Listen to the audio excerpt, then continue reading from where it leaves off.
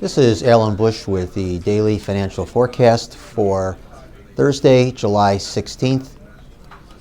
In the stock index futures, we did see futures holding up very well yesterday, even though we did have some unbalanced hawkish comments from Fed Chair Yellen.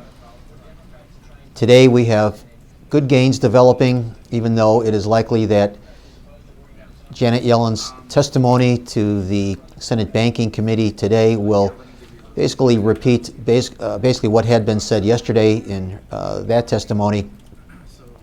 She said that it is likely that the Fed will raise interest rates later this year.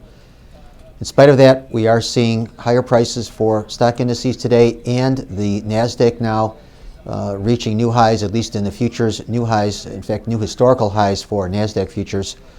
So we continue to believe that the main trend is higher for stock index futures, and I would not be surprised to see some new historical highs for the S&P and the Dow futures later this year. Over in the foreign currencies now, we are seeing the dollar index a little bit better following yesterday's gains.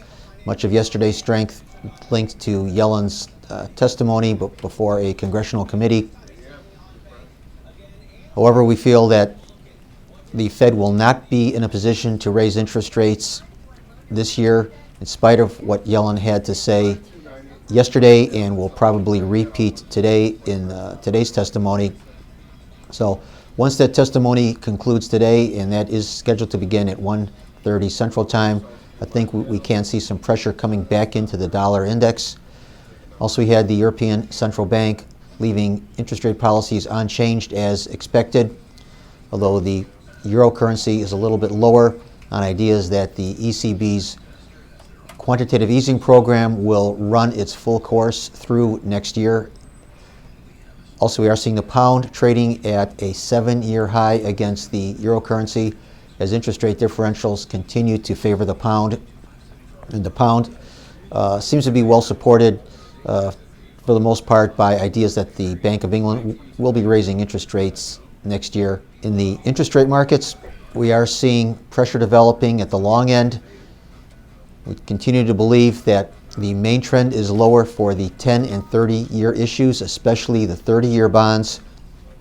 However, it is likely that the front end will probably hold up relatively well if we are correct in our thinking that the Fed will not be raising interest rates anytime soon. So look for the front end of futures to gain on the back, and the main trend is lower for the long end, and I would expect to see some new lows for the move in the 30-year bonds within the next couple of weeks. So good trading, everyone, and remember, once again, these are my opinions alone and are not the opinions of ADMIS or Archer Daniels Midland.